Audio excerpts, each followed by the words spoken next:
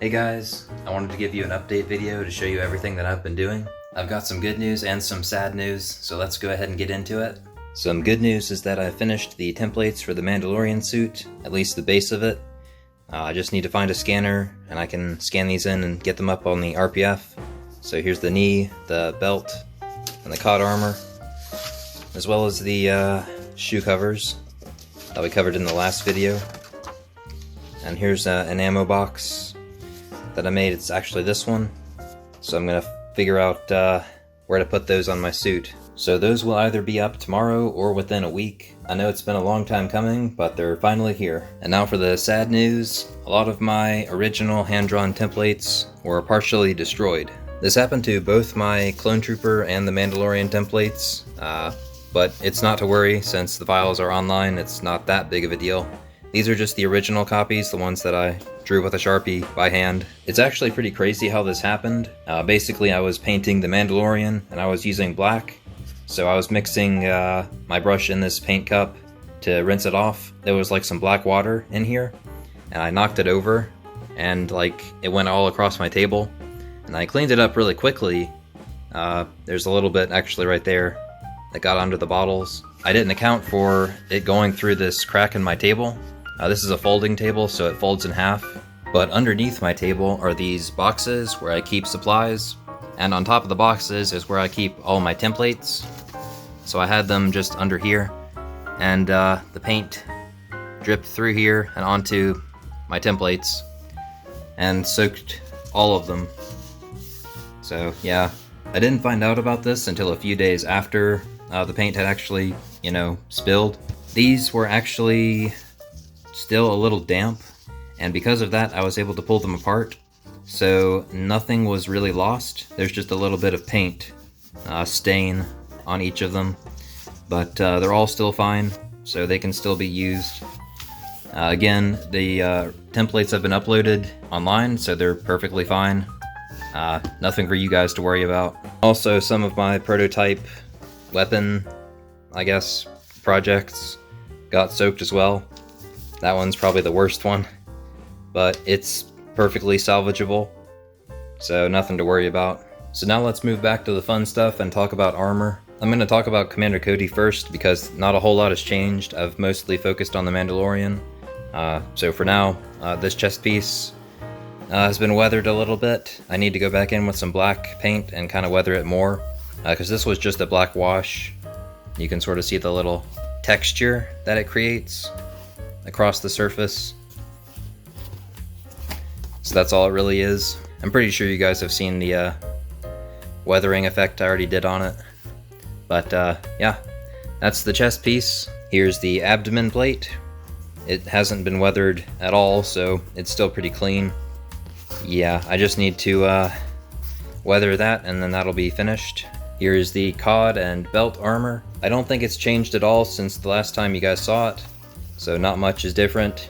It's still in its raw foam form. Yeah, I still need to put the ammo boxes on it and the grenade on the back. It's pretty plain as it is, but once it has paint on it, it'll look a lot better. So here's the thigh armor, both left and right side. I only have one coat of paint on this one, so that's why it looks pretty rough at the moment.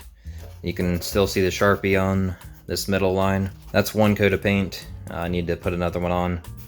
Here's two coats of paint on this one. Looks a lot smoother, and the Sharpie line is barely visible. So here's one of the shin guards. This is the only one I have finished so far. I don't have the back piece in there just yet because I'm still trying to figure out how I'm going to slip my foot in there. I want to do something different than Velcro, because last time was kind of messy with my red Clone Trooper. I did buy some zippers. You can get them at basically any craft store, but I'm going to try to use these and just put it along the inside here. That's my plan for it, but we'll see what happens. As for the biceps, gauntlets, and hand plates, they are exactly the same. Nothing's really changed with them. So yeah, they're the same as last time. I did finally get some gloves. For these are the same gloves that I used with my other Clone Trooper, so they have like a finger for your phone, where you can use your phone. I haven't done anything with the shoulders yet, but I'm still working on those. Other than that, I did do some shoes that I think look a lot better than the old ones I was using. Everybody used to call those Crocs, so yeah, I'm definitely changing something there. These are just cheap shoes that I found at Walmart. They're actually women's shoes, I believe, but when you cut these little notches in them, it really does look like a Clone Trooper shoe. I'll throw up a picture to give you an idea, but these are the closest thing I could find to an actual Clone Trooper shoe, and it was really easy to cut these notches in since this part is rubber, and the shoes were only like $15 at Walmart, so not a big purchase. If you do mess up, you can just buy another one. One little note for you, if you do decide to buy these shoes, they are smaller than I was expecting them to be. I wear a size 12, and these are size 11, so they should be fairly close, but they feel much smaller than they should be, so you might want to get something that's a little bigger than your shoe size if you do decide to buy these. I'll try to find like a size 12 or 13 for me, just to get as comfortable as possible. Here's a comparison with my old shoes. You can see these are pretty clearly tennis shoes. Everybody always called them Crocs when I was walking around, so I want to get rid of that. I don't like how they kind of curve upwards at the tip right here. That's definitely not something that Clone Trooper shoes have. So these are more flat on the bottom, and that works a whole lot better. As for the helmet, there's a few things I have to mention. First of all, I think I'm going to use this guy as the base. I'm just going to repaint it. At first I was against the idea, but after thinking about it, I really do like this helmet. I like how solid it is, but I don't like the paint job quite as much. It just doesn't really fit, I think. So I'm just going to repaint this guy and then add on the Commander Cody attachments, which are like some pads on the top of the helmet and the visor, of course. That's the biggest part. And there's a few little antennas on the sides, but mostly just accessories. The base of the helmet is gonna be this guy. Since I am doing the Genndy Tartakovsky version of Commander Cody, and his does have some headlights on the top of his helmet, I'm going to be putting some on mine, and that's these guys right here. They're just gonna go right up here. When it has a visor on, it'll be a lot easier to see, but these are little headlamps that you can put on a hat. Like this goes on the brim of your ball cap. It just clips on, and then you can power it on. It's pretty bright, so I probably won't turn them on very often. They have two settings, like bright and sort of dim, but yeah, it's still super bright. And I have two of them to top it all off, so if I ever turn them on, it's probably going to blind somebody. Another thing that I never touched on when I built this helmet was the fans on the inside. I never actually put any on the inside of this helmet. It's just a bare helmet. And on my red one, I did have one cooling fan, so on this one I'm going to put two in. Because one just doesn't seem like enough. It's basically the same system. These are just little PC cooling fans, and they have a USB port on the end. It's really nothing complicated, but then they're powered by this battery pack, which has two USB ports. So both of these will get plugged like into there, and then this will just turn on and power both of the fans. I'll put them like in here on either side so they can hit me in the face and cool me down a little bit.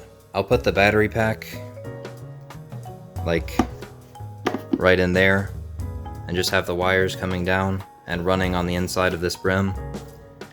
So the wires will be hidden and I'll get to stay cool. All of this stuff can be found on Amazon, by the way. Like, here's the battery pack. It's just like the other battery pack, but with two USB holes instead of one. So if you're gonna have like two fans, you need to have two plugs for the USB cables. And here's the fan that I used, or the box that came in.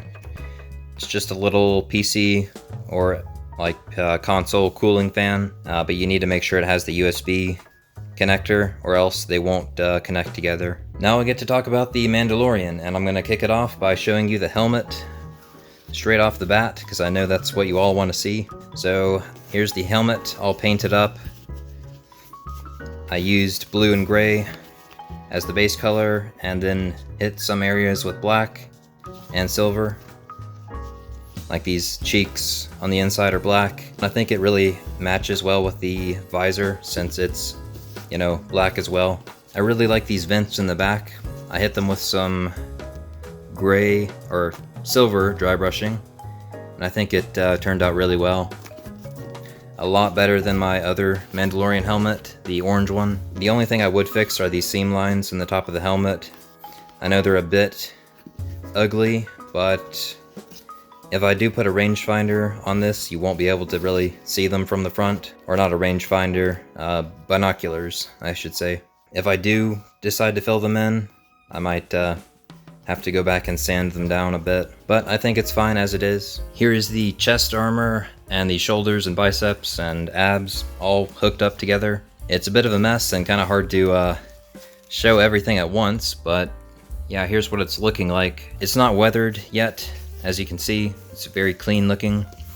But yeah, here's sort of the style I'm planning to go with. As for these ammo boxes, I think I'm going to paint them brown.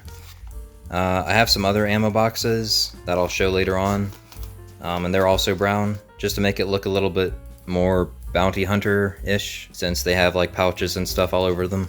Yeah, I like the way it's turned out so far, and it'll look even better once it's weathered. Also, here's the backside in case you wanted to see it. I'm not finished with it, I think. Might add some more color to it, but yeah, there it is so far. Continuing on down, and here's the gauntlets. Only one of them is weathered so far. This one's still clean, so let's show off this one first, I guess. I really do like the way it turned out, especially that gold part on the tip. Really reminds me of Boba Fett's flamethrower. Other than that, I did add these little dog collars to the sides. I think they do really add more detail. It just makes it look more complicated, and less like just a costume. I painted these parts silver because they were originally black, and these are actually metal, but they were a little shinier than they were supposed to be, so I painted them silver once again. I did hit it with a little bit of brown paint to try and make it look like a strap, but I don't think it matters a whole lot. Here's the stripes on the back. I do think this was a bit overkill, maybe, but I'm satisfied with it, and that's one more thing down. Now on to the unfinished one. It's looking very clean in comparison. Yeah, this one has the flamethrower on the side. Actually don't know what this is. I think it's maybe a dart gun, or maybe that's the flamethrower and that's the dart gun. Either way, I like them both. Now this is gonna look really good once it's weathered, and yeah, I tried to weather the tip to make it look like fire had been coming out of it, but I don't think I did a super great job. It kind of reminded me of the Death Trooper weapons, how they have like silver on their tip, other guns, but that's what I was trying to do. We'll see if it actually turns out okay. The thigh armor has not been weathered at all. It's gray, but that's really all that's changed. I do plan on putting some holsters on the sides eventually, but I'll figure that out when I get there. Here's the belt that I have so far. It's basically just gray on everything and then black in the middle. It'll look a lot better once there's like pouches on the sides and maybe some like ammo cartridges on the sides, like Din Djarin has. I still need to figure out like a cover for this back. I was thinking about putting like a little bag where I could like carry my phone and stuff, just to cover that up. Make it look a little less seamless, or a little more seamless, I guess. So here we have the knee guards, and only have one of them done. So this one is just in gray. And then I did weather this one. There's a blue stripe down the middle. And everything else is weathered pretty heavily.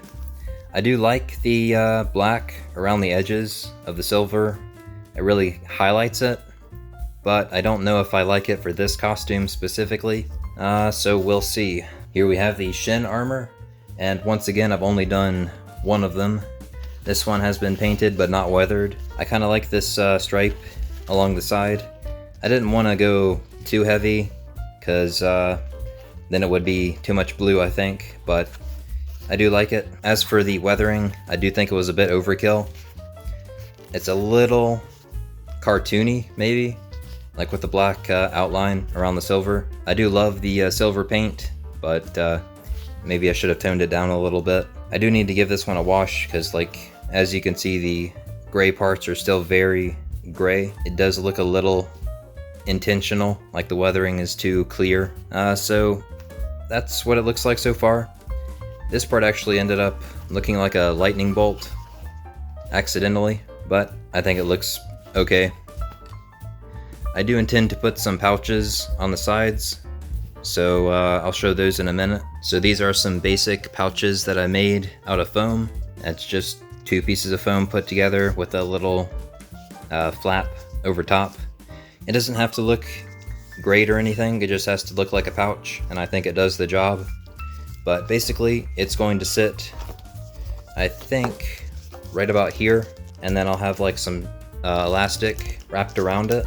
So I'll kind of show what that looks like in a bit. So something kind of like this, I think, with the pouch just strapped onto the side, and maybe the straps coming around on the front. It looks a bit more rugged and kind of like Boba Fett in like the original trilogy, just kind of like a bounty hunter, you know, wearing some dirty, rusty armor. So here are the shoes that I'm going to use, and you saw these in the last video when I painted them. This is basically just a black tennis shoe, and I have some foam plates on the top of it. I cut the laces off to make it, you know, laceless, as every shoe seems to be in the Star Wars universe. And in the front, I just kind of, well, front and bottom, I just painted on some gray weathering.